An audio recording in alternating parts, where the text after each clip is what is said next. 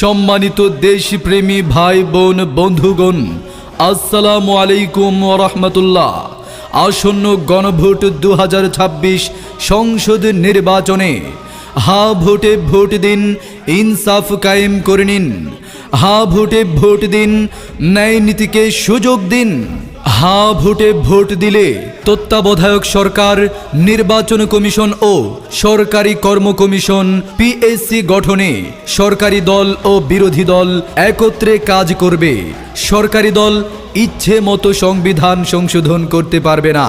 সংবিধানের গুরুত্বপূর্ণ পরিবর্তনের ক্ষেত্রে গণভোটের বিধান চালু হবে। বিরোধী দল থেকে ডেপুটি স্পিকার এবং গুরুত্বপূর্ণ সংসদীয় কমিটিসমূহের সভাপতি নির্বাচিত হবেন। যত মেয়াদই হোক, কেউ সর্বোচ্চ 10 বছরের বেশি প্রধানমন্ত্রী থাকতে পারবেন না। সংসদে নারীর